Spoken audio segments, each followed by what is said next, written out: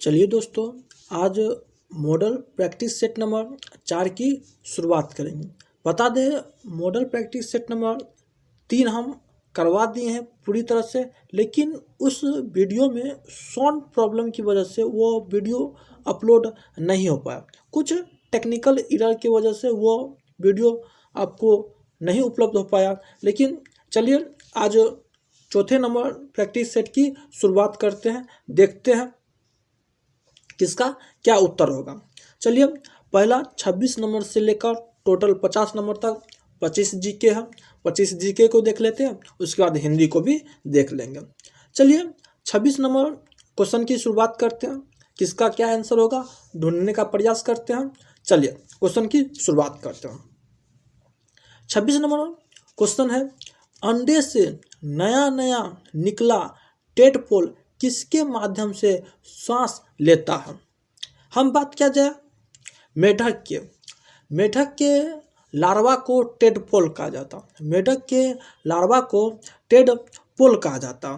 और मेढक के जो लार्वा होते हैं ना, उस लार्वा को ही मेढक के बच्चा को सांस लेने के लिए बाहरी गलफड़ की आवश्यकता होता, अर्थात टेडपोल को बाहरी गलफड़ की आवश्यकता होता। तो यहाँ पर सही आंसर हो जाएगा बाहरी गलफड़। लेकिन मेढक को सांस लेने के लिए फेफड़ा की जरूरत होती है, यानी वयस्क मेढक सांस किससे लेते हैं, श्वसन किससे करते हैं, तो इसका सही आंसर हो जाएगा फेफड़ा।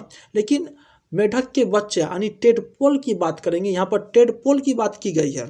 यहाँ पर हम लोग बात करें, यहाँ पर टेडपोल की बात की गई है, तो टेडपोल मतलब मेढक का बच्चा। तो मेढक का बच्चा जो श्वसन करते हैं वो किससे करते हैं, बाहरी गलफड़ से। आंसर हो जाएगा बाहरी गलफड़। अगर यहीं पर अगर टेडपोल नहीं होता, अगर रहता सिर्फ मेढक किससे श्वसन करते, तब हो जाता फेफड़ा से।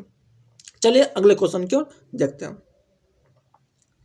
अगला क्वेश्चन है, लैटिन में वायरस का क्या अर्थ होता है। लैटिन में वायरस की बात करें, वायरस का अर्थ होता है विष, मतलब जहर और हानिकारक पदार्थ। तो आंसर हो जाएगा विष।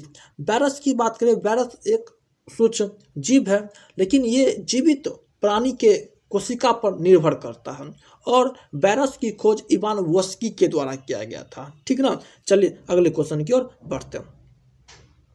अगला क्वेश्चन है, अभ्रक का उत्पादन कौन सा देश करता है, मतलब अभ्रक का अत्यधिक उत्पादन देश कौन सा है। तो अभ्रक का सबसे ज़्यादा उत्पादन भारत करता है। और भारत का एक राज्य है झारखंड, जो कि अभ्रक के उत्पादन में अग्रणी है। तो आंसर हो जाएगा भारत। चलिए अगले क्वेश्चन, इनमें से कौन सा जनजातीय अर्थव्यवस्था से संबंधित है। बात किया जाए जनजातीय, कौन सा ऐसा जनजातीय है अर्थव्यवस्था से संबंधित है। आप सुने होंगे स्थानांतरित कृषि। स्थानांतरित कृषि को ही अंतरण कृषि कहते हैं, और इन्हीं कृषि को हम लोग झूम कृषि के नाम से जानते हैं। किस कृषि के नाम से, झूम कृषि के नाम से जानते हैं।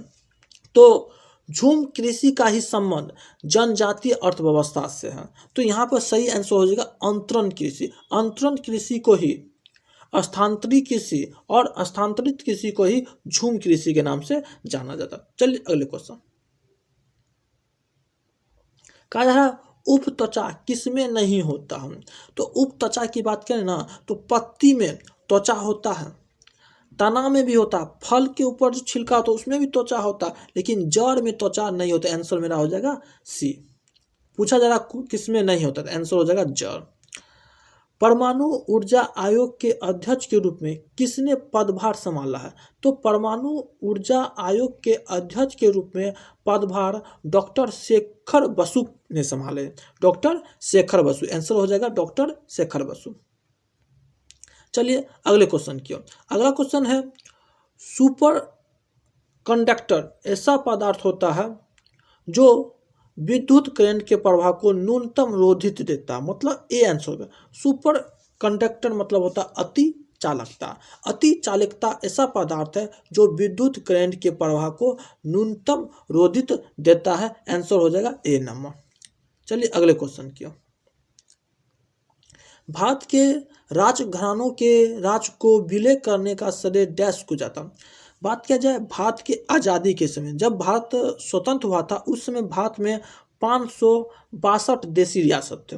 इन देसी रियासतों को सरदार वल्लभ भाई पटेल के द्वारा इन सभी देसी रियासतों को भारत में मिलाने का सबसे ज़्यादा श्रेय सरदार वल्लभ भाई पटेल को जाता है, जिसके कारण सरदार वल्लभ भाई पटेल को एकता पुरुष के भी नाम से जाना जाता है।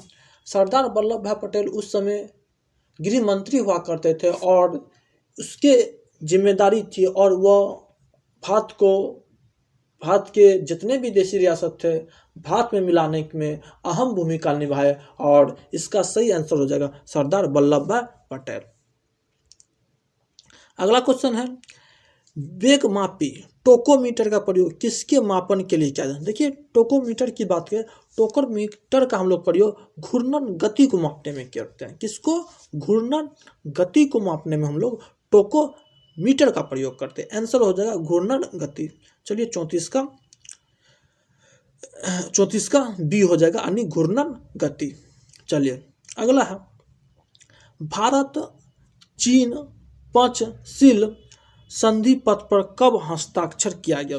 बात किया जाए भारत चीन की, तो भारत चीन पर पंचशील समझौता पर हस्ताक्षर 29 अप्रैल, बात किया जाए 29 अप्रैल 1954 ईस्वी को किया गया था। आंसर हो जाएगा 1954, सी नंबर। अगला है, सोन प्रयाग में सोन गंगा नदी का संगम डैश नदी से होता है? बात किया जाए सोन प्रयाग में सोन गंगा नदी का संगम किस नदी से होता है? तो इसका हो जाएगा मंदाकिनी नदी। Answer D number. चलिए अगले क्वेश्चन, कहा जा रहा है भारत में वर्ष 2001 में निम्नलिखित में से कौन सी कंपनी सॉफ्टवेयर की शीर्ष निर्यातक कंपनी थी? तो इसका सही आंसर होगा टीसीएस। टीसीएस हाल फिलहाल में ही रेलवे की सबसे बड़ी एग्जाम को कंडक्ट कराई है और इसका आंसर है टीसीएस। चलिए अगले क्वेश्चन की ओर बढ़ते हैं। अगला क्वेश्चन है, सल्फर का मुख्य प्रयोग किसके विनिर्माण में होता है? सल्फर का मुख्य प्रयोग सल्फ्यूरिक अम्ल बनाने में विनिर्माण के रूप में इसका काम में लाया जाता है। इसका सही आंसर हो जाएगा H2SO4। H2SO4 को ही सल्फ्यूरिक अम्ल कहा जाता है। आंसर हो जाएगा ए नंबर, ठीक ना। चलिए इसको आप लोग याद रखिएगा। चलिए अगले क्वेश्चन, पृथ्वी की परिधि की गणना करने के लिए प्रथम विख्यात विद्वान कौन थे? पृथ्वी की गणना करने का श्रेय सर्वप्रथम इराटोस्थेनीज को जाता है। इराटोस्थेनीज की बात करें, इसने 276 ईसा पूर्व में 276 ईसा पूर्व ईस्वी में इसने पृथ्वी की परिधि को गणना करने में सफलता हासिल की, जिस कारण पृथ्वी की परिधि की गणना करने के लिए प्रथम विख्यात विज्ञानी कौन है? इराटोस्थेनीज। चलिए, किस राज्य सरकार ने गिद्ध आबादी को बचाने के लिए कोटोप्रोफेन नॉन स्टेरॉइड दवा पर प्रतिबंध लगा दिया, यानी गिद्ध के संरक्षण के लिए ये जो कोटोप्रोटोन नॉन स्टेरॉइड दवा है, किस राज्य ने प्रतिबंध लगा दिया? तो तमिलनाडु। चलिए, कार्बनिक यौगिक किस प्रकार के होते हैं? कार्बनिक यौगिक की बात करें तो वो सहसंयोजक यौगिक होते हैं, जबकि एनिक यौगिक की बात करें, एनिक यौगिक में धातु और अधातु दोनों होता है, यानी धनात्मक और ऋणात्मक दोनों होते हैं। चलिए, किस घटना के बाद महात्मा गांधी ने असहयोग आंदोलन को अपनी हिमालय जैसी भूल बताई? असहयोग आंदोलन की बात करें, असहयोग आंदोलन की शुरुआत 1 अगस्त 1920 ईस्वी को हुआ था और असहयोग आंदोलन 1920 से लेकर 1922 ईस्वी तक असहयोग आंदोलन देखने को मिला। इसी आंदोलन के दौरान 5 फरवरी 1922 ईस्वी को गोरखपुर में चोरा चोरी नामक स्थान पर चोरा चोरी कांड घटना घटित हुई। इस कांड में एक थाने को बंदी बनाकर आग के हवाले कर दिया गया और इस थाने में 22 सिपाही को जिंदा जला दिया गया और इसी घटना से आहत होकर महात्मा गांधी ने कहा हमसे हिमालय जैसी भूल हो गई और इसी के बाद महात्मा गांधी ने असहयोग आंदोलन को 11 फरवरी 1922 ईस्वी को वापस लिया। आंसर हो जाएगा चोरा चोरी। चलिए अगले क्वेश्चन, ग्रीन हाउस प्रभाव मुख्यतः वायुमंडल में किसकी वृद्धि के कारण होता है? तो बात किया जाए तो कार्बन डाइऑक्साइड के कारण होता है। Answer D. पर्यावरण संरक्षण अधिनियम 1986 की धारा 3 के अधीन निम्नलिखित में से किसका वर्णन नहीं होता? आप ऑप्शन देखिए, ए नंबर जैव विविधता प्राधिकरण, इसका पर्यावरण से संबंधित है। जैव विविधता का संबंध पर्यावरण से है, 1986 की धारा 3 में कही गई। तटीय क्षेत्र प्रबंधन प्राधिकरण, इसकी भी चर्चा है। सी की बात करें, अधिसूचित परिस्थिति संवेदनशील क्षेत्रों की स्थिति को मॉनिटर करने के लिए गठित प्राधिकरण, ये भी सही है।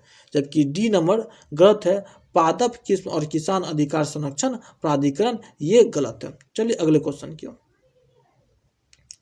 अगला क्वेश्चन है, निम्नलिखित में से कौन सा कथन सही है? हमको सही कथन चुनना है। पहला हम कहता है प्राणी अपना परिवार बढ़ाने के बारे में चिंतित रहते हैं, ये सही है। प्राणी अपने संतान को, अपने वंशज को बढ़ाने में चिंतित रहते, ये सही है। ये गलत है, इसमें कोई चिंता करने की बात नहीं है कि हमारे परिवार बढ़े। आज के युग में आबादी इतना है, लोग अब इस चीज़ से परेशान होने, यहाँ पर ये सही नहीं होगा। यहाँ पर सही आंसर होगा प्राणी दिन में कई आहार फेरे लगाते हैं, सही आंसर हो जाएगा ये। मतलब दिन भर अपने कामों में परेशान रहते हैं। हरित ब्लॉक का संबंध किससे है? तो जैव ईंटों से, इसका सही आंसर होगा जैव ईंट। भारत में पोलियो मुक्त स्टेटस किस माह में बनाया गया था? तो फरवरी 2014 में। तेलंगाना राज्य किसका विभाजन?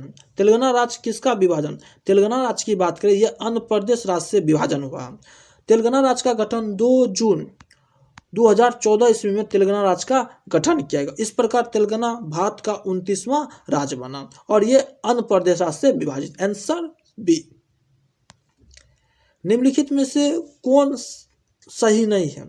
CISF का फुल फॉर्म सेंट्रल, CISF की बात करें, CISF का फुल फॉर्म होता है सेंट्रल इंडस्ट्रियल सिक्योरिटी फोर्स, ये सही है। बी की बात करें, BSF का फुल फॉर्म होता है बॉर्डर सिक्योरिटी फोर्स, सही है। UNDP की बात करें, UNDP का फुल फॉर्म होता है यूनाइटेड नेशनल डेवलपमेंट, यहाँ पर प्रोजेक्ट नहीं होगा, यहाँ पर प्रोग्राम होगा, तो गलत है C number. The Hindus and alternative history नामक पुस्तक किसने लिखी है? तो इसका सही आंसर होगा वेंडी डोंगरी, ये अमेरिका की लेखक थी। आंसर हो जाएगा सी नंबर। बात किया जाए 26 से लेकर 50 तक जीके था, मैंने जीके को बता दें। बात किया जाए इस सेट में जो भी जीके हैं, थोड़ा सा अपर लेवल का जीके है, थोड़ा सा याद रखने वाला जीके है, तो आपको ये सभी जीके याद रखना होगा, ठीक ना। चलिए बढ़ते हैं हिंदी की ओर। चलिए हिंदी का शुरुआत 76 नंबर, 76 से लेकर 100 तक हिंदी का प्रश्न है। 25 Hindi, 25 math, 25 reasoning, 25 GK, total 100 question है CRPF में। तो आपको हम हिंदी और जीके का क्वेश्चन करवा रहे हैं, लेकिन आगे चलकर हम मैथ का भी क्वेश्चन आप लोग को करवाएंगे, ठीक ना। अभी तो चल रहा है, चलने दीजिए, लेकिन समय कम है, यानी 22 तारीख से इसकी एग्ज़ाम चालू है। तो हम इसमें टोटल 20 सेट है, 20 सेट करवाना पहला प्रथम प्राथमिकता होगा, ताकि 20 सेट करवा दें। और 20 सेट में से हम इतना बात का गारंटी लेते हैं कि हिंदी का क्वेश्चन डायरेक्ट आपको फोटोकॉपी देखने को मिलेगा परीक्षा में। तो परीक्षा में यहाँ से हिंदी का क्वेश्चन की गारंटी ले सकते हैं, क्योंकि हिंदी उस लेवल का दिया है, सफिशिएंस है, थोड़ा अप लेवल का दिया है, आपसे हिंदी का क्वेश्चन नहीं छूटेगा। चलिए हिंदी की शुरुआत करते हैं। पहला क्वेश्चन है, सर्वप्रथम रस का वस्तुनिष्ठ शास्त्रीय विवेचन किसने किया था? इसका सही आंसर हो जाएगा आचार्य भाबम। इसको याद रखना, याद रखने वाला टर्म है, आचार्य भाबम ने किया था। मतलब रस वस्तुनिष्ठ शास्त्रीय विवेचन किसने किया था? आचार्य भाबम, याद रखने वाला। राष्ट्र नेताओं में गांधी जी से बढ़कर कोई नहीं था, इसमें से कौन सा होगा विधिवाचक प्रश्नवाचक, आज्ञावाचक, निषेधवाचक। तो वाचक आपको पढ़ लेना है, ग्रामर है, तो इसका सही आंसर होगा निषेधवाचक। ये समझने वाला है, थोड़ा सा पढ़ लीजिएगा, हो जाएगा। कहता वह दिल्ली से बाहर रहता है, विधिवाचक, निषेधवाचक, संदेशवाचक, इच्छावाचक।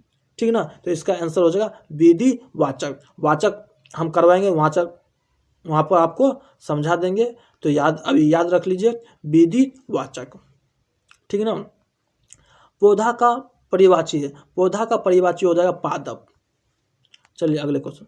अगला क्वेश्चन है, नीचे दिए गए 4 शब्दों में से गलत वर्तनी वाले शब्द पहचानिए। इसमें से गलत है ना, यहाँ पर गलत के जगह पर यहाँ पर सही कर दीजिए, तब आपका बन जाएगा। इसमें से हमको सही वर्ड बताना कौन सही है, तो यहाँ पर तत्पुरुष देखिए सही वर्ड है, और यहाँ पर तेजस्विनी सही वर्ड है, बाकी वर्ड गलत है। अगर हिंदी को आप शुद्ध वे में पढ़ते हैं, जानते हैं तो। अगला है 82 से 83 तक। 82 नंबर क्वेश्चन है, दूरसंचार मंत्री ने कहा है कि सरकार इस साल के अंत तक 4G के मोबाइल सेवा, 4G के मतलब 4G मोबाइल सेवा के लिए स्पेक्ट्रम की गुलामी करने के लिए विचार कर रही है। तो स्पेक्ट्रम गुलामी की विचार नहीं करे, आंसर सी हो जाएगा, मतलब हमको गलत चुनना है, आंसर सी। अगला है, मैंने सब्जी मंडी से साग सब्जी ले लिया है, मतलब सब्जी मंडी से हम लोग साग सब्जी ले लिया है, ये गलत, ले नहीं है, आंसर हो जाएगा सी, ले की वजह से गलत हो गया। चलिए, समानार्थी शब्द चुनना है, मतलब हमको भिन्न शब्द चुनना है, इसमें से सबसे अलग कौन है। तो इन चारों ऑप्शन में से सबसे अलग की बात करें, अनुकंपा हो जाएगा। अनुकंपा उसका समानार्थी नहीं है। करुणा, धर्म, त्रस क्या है, समानार्थी है। अगला है, अंबर, गगन, नभ सब आकाश का क्या है, समानार्थी है, जबकि क्षैतिज नहीं, आंसर हो जाएगा सी। आली का पर्यायवाची क्या होगा, आली का पर्यायवाची इनमें से सभी हो जाएगा, सखी, सहेली, भ्रमरी, ये सभी हो जाएगा। ईश्वर का पर्यायवाची नहीं है, हमको पूछा था ईश्वर का पर्यायवाची नहीं है, नहीं के जगह पर आप काट के कर लीजिए सही, कौन है कर लीजिए। ईश्वर का पर्यायवाची कौन है, तो महादेव। अगला है, रुदन का हंसना ही तो गान पंक्ति में कौन सा अलंकार है। 88 नंबर क्वेश्चन है, रुदन का हंसना ही तो गान पंक्ति में कौन सा अलंकार है। इस अलंकार का नाम है विरोधाभास अलंकार, तो आंसर हो जाएगा बी नंबर।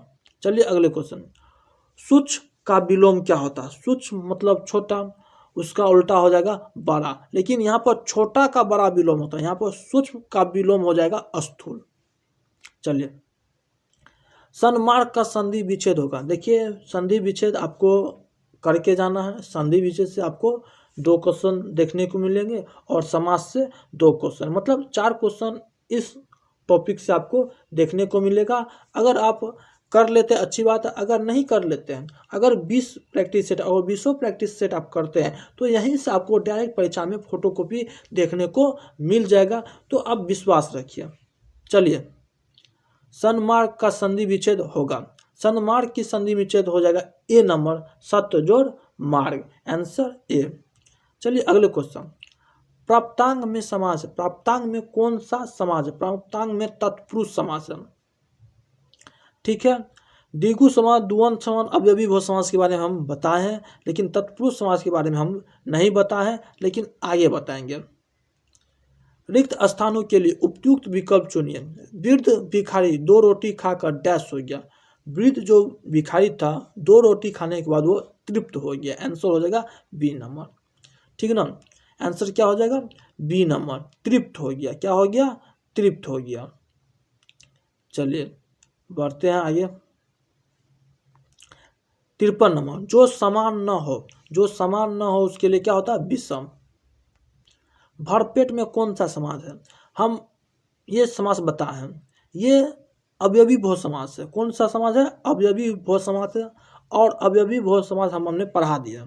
अवयवी बहु समास का मतलब होता है प्रथम पद प्रधान हो, मतलब पूर्व पद प्रधान हो। तो जैसे पेट है, पेट के पहले भर लग गया, तो भर क्या हो गया, प्रथम पद प्रधान, तो भर मेरा अवयव हो गया। जैसे जन्म है, जन के आगे हम आ लगा दिए, आ मेरा हो गया प्रथम पद प्रधान। तो प्रथम पद प्रधान जिसमें होता है उसे अवयवी बहु समास कहते हैं। आ जन्म हो गया, जैसे मरण हो गया, उसमें आ लगा दिए तो आ मरण हो गया, आ मेरा क्या हो गया प्रथम पद प्रधान हो गया। और अवयवी बहु समास का परिभाषा है, जिसका प्रथम पद प्रधान हो उसे अवयवी बहु समास कहते हैं। और पूछा गया कौन सा समास का प्रथम पद प्रधान होता है, तो बोलेंगे अवयवी बहु समास का। चलिए अगले क्वेश्चन। देसील बयान सब जन मिट्टी किसका कथन है? इस बात किया जाए इस पंक्ति का, इस कथन का संबंध विद्यापति से। आंसर हो जाएगा विद्यापति। चलिए अगला क्वेश्चन। अपने यहाँ संसद ऐसी घानी है जिसमें आधा तेल आधा पानी है, के कवि कौन है? अच्छा है, इसको याद रखिएगा। इसका संबंध है धूमिल। कौन है? धूमिल। ये सब याद करने वाला लेखक का स्टेटमेंट है। सुशील में उपसर्ग है, तो हमको उपसर्ग पहचानना है। देखिए सुशील के आगे जो लगा है वही मेरा उपसर्ग हो गया। सील के आगे क्या लगा? सु लगा, तो सु मेरा उपसर्ग हो गया। आंसर हो जाएगा बी नंबर। आंसर क्या हो जाएगा? B number. चलिए आपका हिंदी खत्म हो गया। आगे है गद्यांश। गद्यांश आप लोग के लिए छोड़ दिया है। गद्यांश आपको पढ़ के, इसमें से पढ़ के अपना आंसर ढूंढना है और पढ़िएगा और आंसर ढूंढिएगा, आपको मिल जाएगा। आप लोग इसका कमेंट कीजिएगा। गद्यांश का गद्यांश आप लोग के लिए छोड़ दिए हैं, किसका क्या आंसर होगा आपको कमेंट करना। बात बता दें, इसमें चौथा नंबर प्रैक्टिस सेट हम आज कंप्लीट कर दिए। तीसरा नंबर प्रैक्टिस सेट की बात करें, उसमें साउंड प्रॉब्लम हो जाने की वजह से, थोड़ा टेक्निकल प्रॉब्लम होने की वजह से वो वीडियो अपलोड नहीं हुआ, ठीक ना। तो चौथा नंबर हम कंटिन्यू कर दिया, चौथा नंबर अपलोड कर देंगे, आप देख लीजिएगा। और ध्यान दें कि हम 15 से 16 फरवरी तक में 20 प्रैक्टिस सेट आपको कंप्लीट कर देंगे। उसके बाद जो इम्पोर्टेंट क्वेश्चन है उसको हम एक बार करवा देंगे, ताकि आपको डायरेक्ट परीक्षा में देखने को मिले। अगर 2, 4, 5 क्वेश्चन अगर डायरेक्ट यहाँ से मिल जाए तो आप बेहतर स्थिति में होंगे। और रिजल्ट की बात करें, मेरिट की बात करें, तो मेरिट इसी नंबर के आधार पर बनेगा, तो अच्छी बात है। चलिए धन्यवाद आप सबका, मिलते हैं अगले वीडियो में।